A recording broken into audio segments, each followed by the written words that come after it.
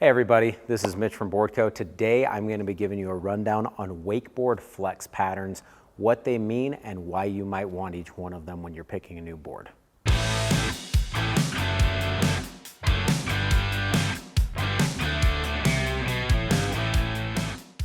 All right guys, I am here giving you a rundown on wakeboards, and one of the important factors you want to look at when you're looking at a wakeboard is the way the board flexes, or what kind of a flex pattern a board has. This is a lot more important variable when you're looking at things like snowboards, but there's definitely reasons that you may want to look at it on the wakeboard spectrum. I got three boards I'm going to show you here that are going to illustrate the differences between different wakeboard flex patterns. The first board I'm going to show you is a Liquid Force Classic. And the reason why I wanted to show you this board is this is a standard flex pattern as far as a wakeboard goes. This board is built using a compression molded construction method.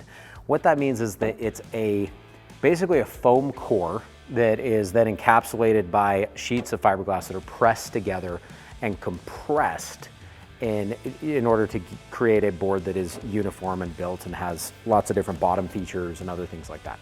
It's a great way to build a board. It's the most classical way to build a wakeboard, and it produces probably the most average flex pattern that you have in a board. It's not a super soft flex, but it's definitely not a really stiff flex either. Now, there's a few ways you can test how flexible a board is. Way number one, and probably actually the easiest way to determine it, which may or may not work if you're walking in a wakeboard shop, but it doesn't really hurt anything, is you can set the board down on the ground with the bottom tip up like this, and then just simply step on the board, and the board will flex down. So in this case, even though this board doesn't have a ton of flex, if I step on it, I can get the center line to go down and to touch and hit against the floor. So if you can't do that, that's okay, but it just gives you an idea to illustrate how flexible a board is. You can do the same type of thing when you're standing up. If you've got a nice surface, I'm on just concrete right here, so I can't do it well, but you can press and push your foot in the middle of the board and feel how flexible it is. Now, so that's a standard flex. Now, there's two other boards I wanted to show you. The other board, this one right here, is a slingshot, which is a full wood core. That's a wood machine core. This board is a lot more flexible. In fact, it's flexible enough that I can just hold it here, push in the middle, and you can actually see the board flex as I push on it.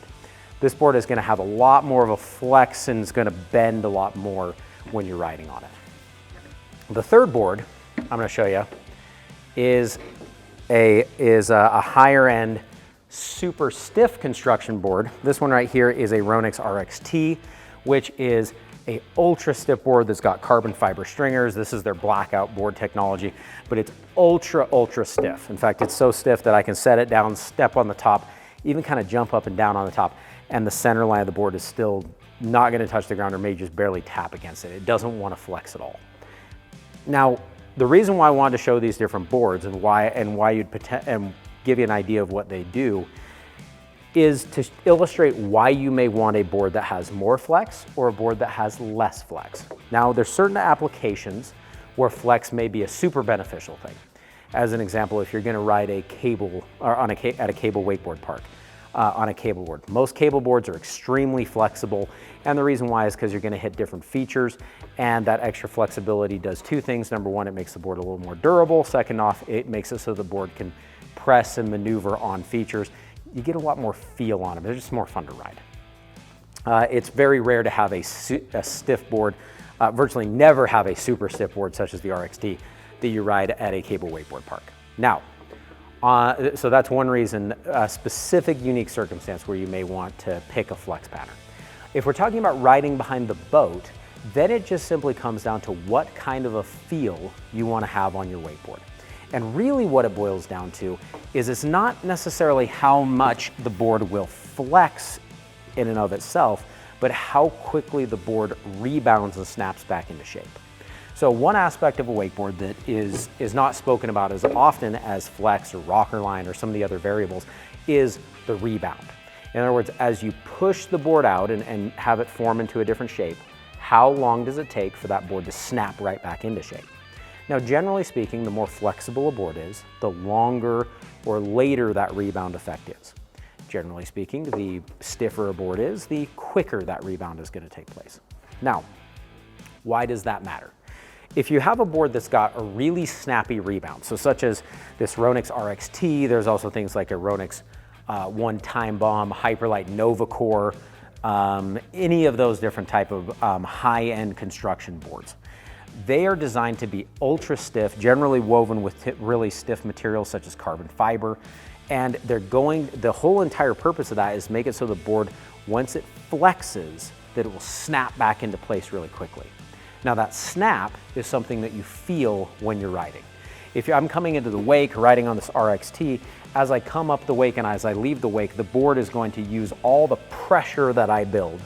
So as you think about edging into a wake, you're going to build line tension, lean back against the rope. The board is going to flex underneath your feet. Maybe not a ton, maybe more so, depending on what the board is. Once it comes up the wake, that board is going to rebound and snap back into shape. The more abruptly that board rebounds, the more explosive the kick that you're going to get off the top of the wake. Now, sometimes guys like a really abrupt kick, something like what you get with an RXT. Other times people like a really delayed, slow kick coming off the wake, like what you end up getting with most slingshot boards. And then you have what's in the middle with stuff like your standard compression molded stuff. Now, a more explosive kick can sometimes result in more pop coming off the wake. It also can just be based around things like what kind of a takeoff you're wanting to have and just what kind of stance you take. As an example, if you typically approach coming into the wake with either an exaggerated weight on your front foot or on a middle stance, in other words, weight under both of your feet, that means that you're going to approach the wake and a more explosive rebound may be something that you prefer and is going to feel a little more natural. On the other end of the spectrum, let's say you have a really flexible board. These boards are going to load more tail heavy. So if I'm coming into the wake going this direction, if I'm loading in on my tail, I'm going to build pressure coming in, and as it releases off the wake, it's going to have a slower snap in, which just favors someone if they're a little bit tail heavy coming into the wake. You may not know if you're center heavy or tail heavy, but the next time you go out and ride, if you're thinking it through and want to really test and see what kind of wakeboard would work best for you, just think about how you leave the wake. When you leave the wake, does your tip come up a little bit more, or do you pop up more straight vertical with both feet in the same angle? I personally, especially because I come from a snowboard background, have a more exaggerated tail heavy approach into the wake, which means a board that has a little more flex feels a lot more comfortable leaving the wake, and I have a lot more control. The interesting thing is I actually get more snap on a board that is a little bit more flexible than something that has a lot less flex, just because of the way I load my tail when I come into the wake. The interesting thing is I don't necessarily do that the same whether I'm riding switch or regular. That's something else that you can pay attention to. But when you're looking at different boards, the important thing to keep in mind is the way the board flexes is going to impact the way that the board takes off from the wake. Most basic, more beginner level or intermediate level boards are just straight compression molded, so they're kind of right in the middle. They're not really they're not flexy and slow release, or they're not super stiff and super aggressive release. And that's okay. That's how a lot of people prefer it. But if you get into the higher end shapes and really want to dial in the exact board that's perfect for your riding style, you may want to have flex pattern be a consideration when you're picking what board to ride. And there's a few different options, a few different ways to pick what board is going to work the best for you depending on how you want it to ride. So hopefully this has been helpful and at least gives you a little bit of a breakdown on the way boards are built and the constructions and why that impacts how you're going to ride based on how flexible the boards are. Feel free to pick up any boards if you're ever down here in our store at BoardCo. You can even set them on the ground and step on them and see how flexible they are. It's one of the things we definitely allow you to do here. But if you got any questions and want to know anything about the flex ratings, the different flex patterns that the boards have, what board may be ideal for you and your situation, give us a call at BoardCo. My sales reps are dialed in on every aspect of the boards and can certainly help you pick out everything that you need. Thanks a ton for checking us out. If you're watching this on YouTube, hit the subscribe button and click the bell. That way you can get notified of stuff on our channel. Also, give us a like on this video if you want to see more content like this. It helps us out a lot and lets us get more content in front of you so that you can learn more about this awesome industry that we love. Once again, this is Mitch from BoardCo. Thanks for checking us out, and we'll see you later.